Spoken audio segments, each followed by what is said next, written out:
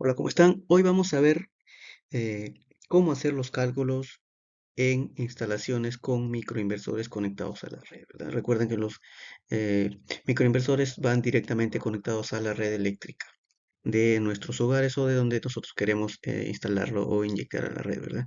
No hay un impedimento para no inyección a la red, pero eh, en la marca DY se pueden controlar mediante la aplicación, ¿verdad? Limitar esta inyección o esta producción de energía, ¿verdad? Y lo demás se va a desechar por calor. Ahora, hay que tener muy en cuenta que estos inversores, la refrigeración es natural, ¿ok?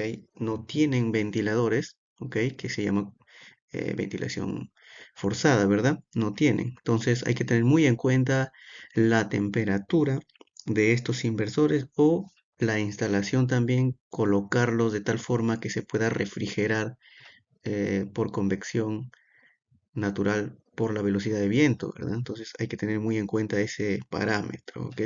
Sin más, recordemos que estamos tratando los microinversores de la marca DY, que son microinversores que se pueden conectar de forma eh, de serie, se pueden conectar en serie para aumentar la potencia. En este caso, para esta versión, este inversor que vemos en imagen tiene una potencia de 2000 vatios y 4 entradas de seguidores de máxima potencia. Entonces, para el día de hoy vamos a ver el diagrama de cálculo, ¿ok? Lo hemos llamado diagrama de flujo Sunner, es muy intuitivo y muy fácil de... Entonces, vamos a utilizar, hemos dicho, el diagrama de flujo para el diseño de microinversores. Es muy fácil, tenemos aquí la plantilla, la forma que vamos a utilizar para calcular el número de paneles, ¿ok? Los parámetros, ¿ok? Con sus nombres y la energía producida por los paneles. Ese es lo único cálculo que nosotros debemos hacer, ¿verdad? Entonces, vamos a ir apuntando, por ejemplo, en el consumo, en el panel solar, en el microinversor, y si es que nosotros deseamos colocar un aerogenerador también. En este caso, solamente vamos a hacer para lo que es un microinversor, ¿verdad? No vamos a utilizar el cálculo para lo que es un aerogenerador, que ya vamos a entrar también cuando se instalaría un aerogenerador. Entonces, lo primero es conocer el diagrama, que tenemos tres puntos para lo que son microinversores: consumo, panel solar, microinversor. ¿Ok? Entonces, tenemos aquí los parámetros de consumo, parámetros de un panel solar, si es otro lo ponemos aquí abajo, ¿verdad? Uno, dos o tres.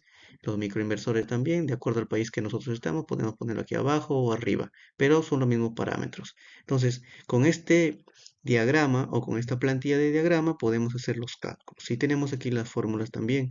Y aquí nota siempre, ¿ok? Para cuando baja mucho la temperatura, recordemos que va a aumentar el voltaje y el amperaje. Para eso vamos a darle algún factor de corrección para esos. Entonces, el siguiente diagrama, ¿ok? Es el diagrama de componentes. Recuerden que estamos en microinversores, los microinversores, el panel solar y, si fuera el caso, un aerogenerador y otro microinversor para este aerogenerador, ¿verdad? No necesitamos, obviamente, colocar el otro diagrama del otro panel, porque se supone que tenemos cuatro entradas para este microinversor de Y, ¿verdad? Entonces todos los parámetros lo vamos a ir apuntando en estas variables que tenemos aquí. La variable de salida de conductor, aquí también la salida del aerogenerador, las variables o entradas y salida del microinversor, igualmente del panel solar, también del aerogenerador, si es que sería, ¿verdad? Entonces, con estos dos diagramas, diagrama de componentes y el diagrama de flujo para hacer el cálculo, vamos a ir, vamos a ver cómo completarlo y cómo se trabaja con esto, ¿no? Empecemos. Lo primero es que nosotros tenemos que saber el consumo, ¿verdad? Nuestro consumo y la red. Primero, la potencia pico de consumo, que tenemos una potencia de 1200 vatios, es pequeño, ¿ok? De repente por una pequeña oficina. Y también tenemos eh, la demanda de energía, que en este caso tenemos 3200 watts hora por día. Y la red eléctrica, ¿verdad? Estamos en un país en donde la red eléctrica es 220 y 60 Hz. Para otros países este parámetro se puede cambiar. Entonces, el siguiente paso es los paneles solares, o sea, calcular el número de paneles solares que necesitamos ¿ok? Y para eso necesitamos aplicar este parámetro de aquí, o esta fórmula de aquí, que es muy simple, ¿verdad? Para nuestro caso tenemos climas, costa, sierra y selva, que son muy marcados, muy diferentes. Tenemos los parámetros de eficiencia energética del sistema, que vendría a ser estar entre paréntesis. Tenemos ya parámetros establecidos para la costa 0.77, para la sierra, en donde las temperaturas bajan bajo cero, sería 0.8, y para la selva 0.75, ¿verdad? Entonces, ¿qué significa cada uno? Lo tenemos aquí. El HSP son horas de sol pico, medidas en watts por día. Entonces aquí tenemos la eficiencia, que hemos dicho que le hemos dado ya los parámetros de acuerdo al clima y tiempo de cada sector del país, ¿verdad? Y la potencia del panel solar medida en watts hora, que vendría a ser P sub S. La energía producida también tenemos aquí, las horas de sol, por la eficiencia, que lo tenemos acá también, los paneles solares, y el número de paneles solares, la potencia del panel solar y el número de paneles solares calculados aquí. Entonces, si nosotros reemplazamos los datos, ¿ok? Reemplazamos los datos aquí, vamos a tener todos estos parámetros, ¿verdad? Entonces, ¿cómo sería este cálculo? Primero, vamos a ver los paneles solares que necesitamos. De acuerdo al país donde estemos o al mercado donde estemos de paneles solares, nosotros hemos elegido un panel solar de 450 vatios y que tienen estos parámetros, ¿verdad? Los parámetros en condiciones estándar, ¿ok? Necesitamos de él el voltaje de circuito abierto y la corriente de cortocircuito. Entonces, con esos parámetros vamos a ir a calcular el número de paneles solares, ¿verdad? Primero la demanda de energía, que es 3200 watts, recordemos, 3210, y las horas de sol pico. En las horas de sol pico podemos entrar a los datos climatológicos de la NASA y sacar un promedio, ¿verdad?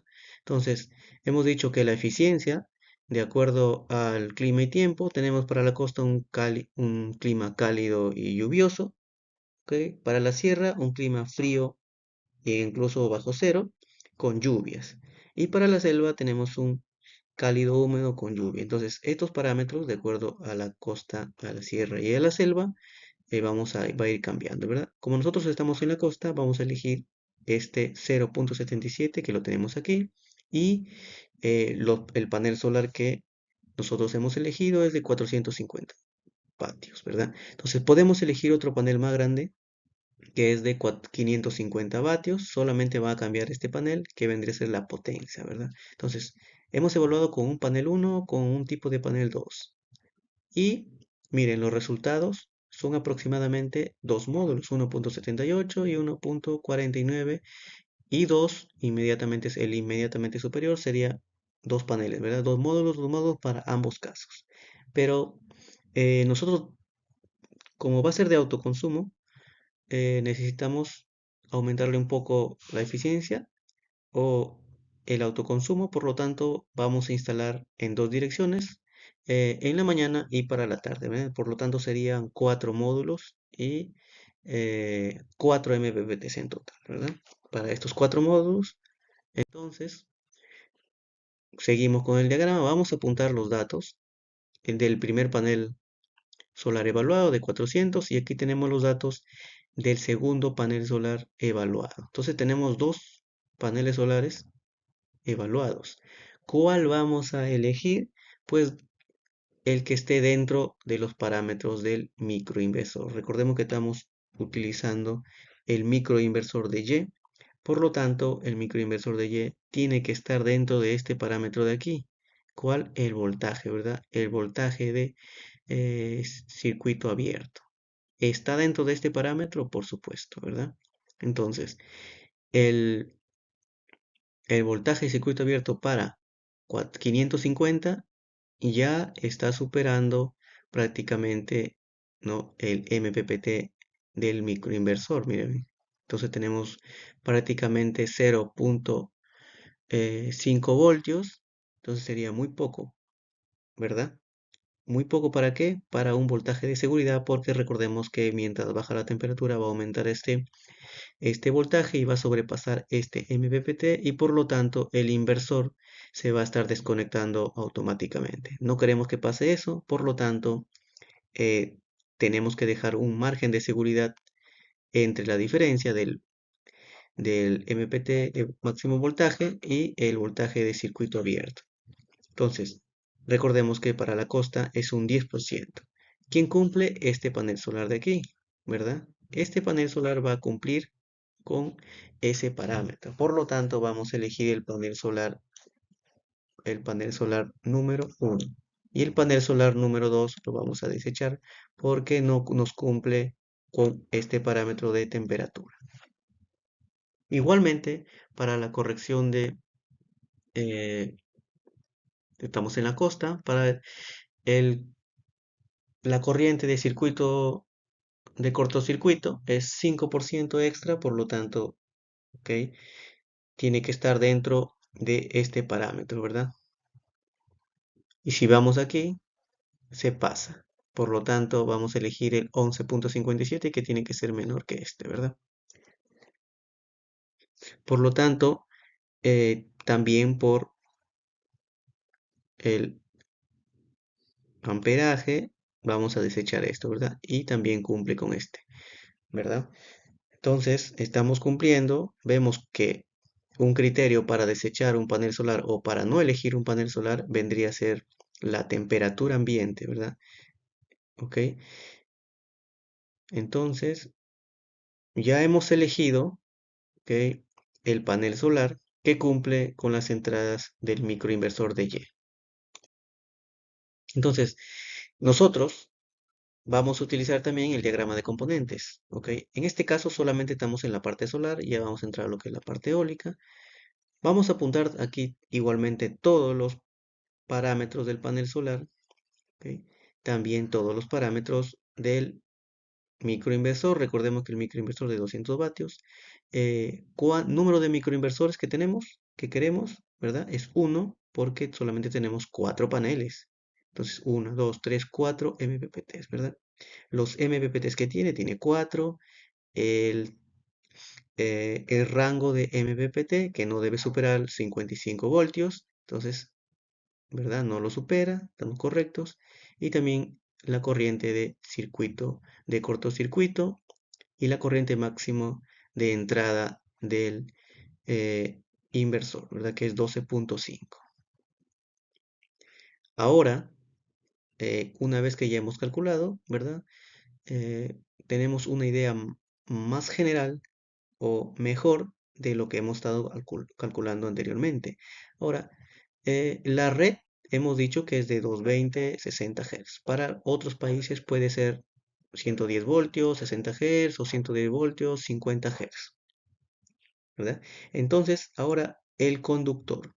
Por este conductor, a la salida del inversor, tenemos una potencia que va a pasar por ahí. La potencia máxima que va a pasar por ese conductor es 2000 watts pico, porque solamente tenemos un microinversor, ¿verdad? En este caso. Y es la potencia máxima también del microinversor. Ahora, el voltaje de salida del microinversor es de 220 voltios, ¿ok? Para este inversor también puede llegar hasta 235 voltios. Por la caída o por la distancia entre la red y el microinversor. Ahora, la corriente que puede pasar por aquí vendría a ser la suma de los microinversores. ¿Ok? Por ejemplo, si tenemos dos microinversores, sería por 2, ¿verdad? 9.2 que vendría a ser la corriente máxima que puede entregar este microinversor por 2. Pero solamente en este caso solo tenemos el número de microinversores solares, tenemos solamente uno, por lo tanto, por ese conductor va a pasar 9.2, 220 voltios. Y la longitud de este cable para esta instalación es de 25 metros. Eso para calcular la caída de tensión, ¿verdad? Que esté dentro de los parámetros de la normativa.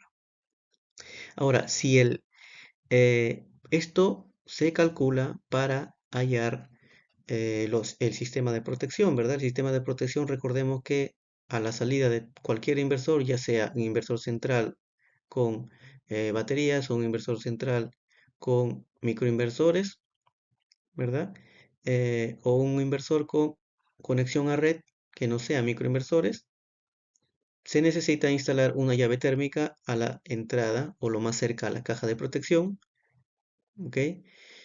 Y una llave diferencial también, ¿verdad? ¿Cuál sería la potencia? Pues bueno, la potencia total o el amperaje total de los microinversores o del microinversor. En este caso solamente tenemos uno, sería la inmediatamente superior a este amperaje, que puede ser 10 o 15, ¿verdad? 10 o 15 amperios podría ser la llave térmica y la llave diferencial. En este caso solamente tenemos uno, pero si fueran más, ¿ok? Como en el caso si tuviéramos que agregar un aerogenerador o más microinversores, sería la multiplicación, ¿verdad? Por la cantidad de microinversores. Estos serían los datos máximos que nuestro microinversor puede generar. Entonces, de esta forma, ¿ok? Con estos dos diagramas, nosotros hemos completado y tenemos una idea muchísimo más clara de lo que estamos calculando.